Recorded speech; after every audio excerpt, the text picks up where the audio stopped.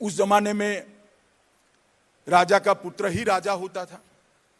चाणक्य ने कठोरता के साथ ये व्यवस्था पर आघात किया।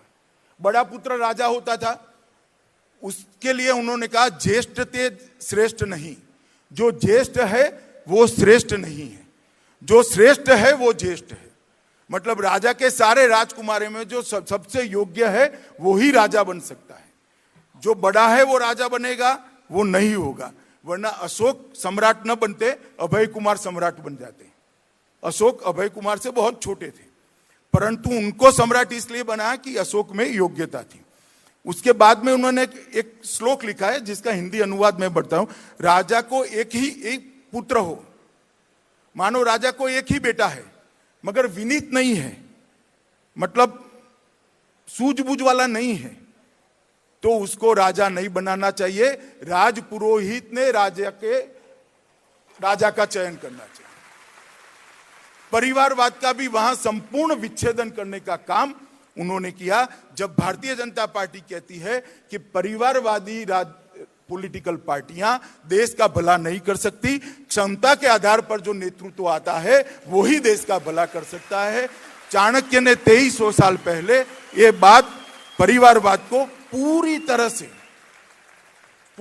से समाप्त कर दिया था कि राजा का एक ही बेटा है मगर वो विनीत नहीं है, मतलब सूझबूझ वाला नहीं है, तो उसको कदापि शासन पे बिठाना नहीं चाहिए। राजपुरोहित और अमात्य ने साथ में बैठकर, मैं किसी के रेफरेंस में नहीं कहता हूं भैया।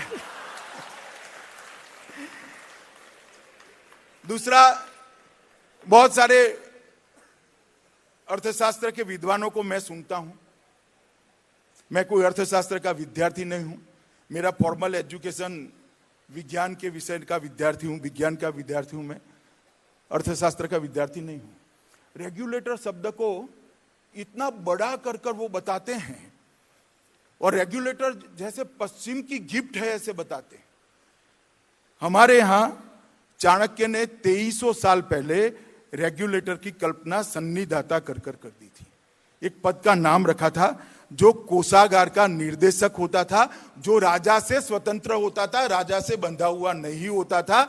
राजा के आदेश को अनादर करने पर उसको फांसी की सजा नहीं होती थी, उसको उसमें से मुक्त कर दिया गया था। तो रेगुलेटर की, आज RBI governor is regulator, SEBI director is regulator.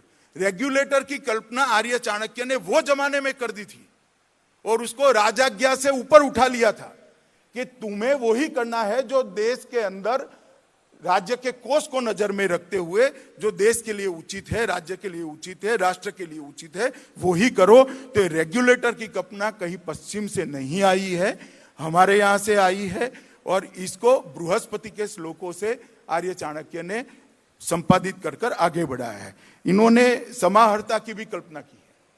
समाहर्ता का मतलब होता है प्रधान काराध्यक्ष, रेवेन्यू सेक्रेटरी की जो कल्पना करते हैं।